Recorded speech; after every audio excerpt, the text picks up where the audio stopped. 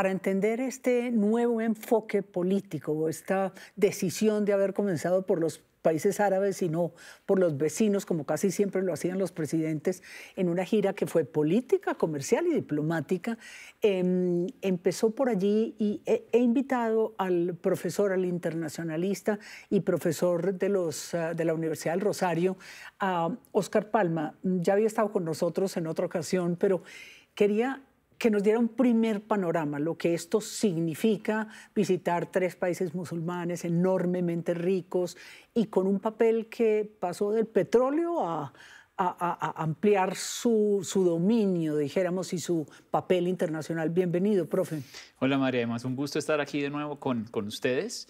Es bien interesante cómo Trump escoge estos países para hacer su primera gira internacional.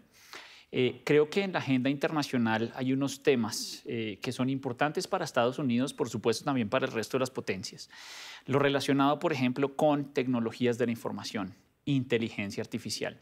En una región donde la geopolítica es de todos los días, sí, donde hay intereses de grandes potencias, donde hay conflictos, donde está el problema de Israel, donde está el problema de Siria, y Estados Unidos, de cierta forma, busca acercarse a 3 países, a 3 miembros del Golfo, sí, para profundizar su cooperación en varios de estos temas específicos. O sea, uno al principio le da como la idea de que fue una visita eminentemente comercial, en la medida en que se fue cargado de dólares de regreso, de convenios, de acuerdos, incluyendo un avión que le regaló el emir de Qatar para reemplazar su avión, bueno, de la Casa Blanca, el número 1.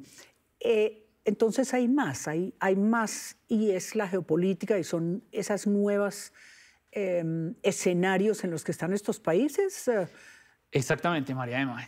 Sí, se viene Trump supuestamente con un montón de dinero en inversiones, en comercio. Hay nuevas oportunidades para las empresas de Estados Unidos, pero hay temas de la agenda de seguridad y defensa, por ejemplo, de la agenda de tecnología, de la agenda de inversión en tecnologías transformadoras, que son importantes para Estados Unidos y que estuvieron allí. Claro. No en vano, hay 2 grandes paquetes firmados, uno con Arabia Saudita en términos de defensa, por ejemplo, y allí se habla de una compra de armamento y una contribución en términos de capacidades aéreas y capacidades incluso antiaéreas. Y con Qatar hay un contrato enorme también de compra de armas, incluyendo tecnologías antidrones. Por la naturaleza de la guerra hoy en día se necesita mucho este tipo de tecnologías y son paquetes que se firmaron en esta visita. Claro. Entonces definitivamente va mucho más allá de lo comercial, toca con áreas que podrían perfectamente ser sensibles para la seguridad nacional de estos países. ¿Y qué pasa con China y Rusia? ¿Cómo han sido las relaciones de estos 3 países, precisamente del Golfo Pérsico, con Rusia y China? ¿Intentará también Trump bajarle un poquitico el poder a China y a Rusia para estos países? ¿Que han estado en guerra o han participado en muchos conflictos? Sí, digamos que China se marginó mucho del escenario de las guerras en Medio Oriente. Por ejemplo, lo que pasó en Siria, la guerra en Siria. Rusia fue un actor muy importante a favor del presidente del turno, Bashar al-Assad. El bombardeo, por ejemplo, en contra del Estado Islámico de ese momento, en contra de los rebeldes sirios, Rusia jugó un papel ahí principal. China no tanto, China más bien estuvo como hands-off, alejándose un poquito del contexto. Pero lo que vemos en Trump es que de cierta forma sí trata de ir como compitiendo, como tratar de ganarle espacio a los chinos y a los rusos. Es probable que veamos este tipo de estrategias también allí. Y esa tecnología de ellos, inteligencia artificial, chips, desarrollo tecnológico en defensa, ¿de dónde la sacaron? Es decir, unos países tan jóvenes, porque cuando uno piensa, pues nacieron hace 70 años, cuando dejaron de ser colonias británicas. ¿Cómo es esa? La inversión que hacen estos países en empresas de Estados Unidos es justamente para incrementar sus capacidades, por lo menos en defensa. En términos de tecnología, de inteligencia artificial, estos países han estado trabajando muy fuertemente. Emiratos Árabes Unidos es un país que ha invertido mucho en inteligencia artificial. Abu Dhabi, la capital, busca ser convertida casi que como una gran ciudad internacional de este tipo de tecnologías, un gran hub, un lugar donde se pueda encontrar material de esta naturaleza a nivel global. Entonces es un poco cómo los países se acercan cada uno buscando su interés nacional, cómo estas compañías han crecido en inteligencia artificial y demás, y cómo les interesa adquirir capacidades de defensa que Estados Unidos les puede dar. Y uno lo ve también, por ejemplo, en el tema del deporte, de las artes, de las universidades. Pues ellos tienen a Ronaldo, son dueños de la nueva fórmula, dijéramos, de golf, son dueños de, bueno, tienen el Louvre, tienen las universidades, grandes universidades norteamericanas allá.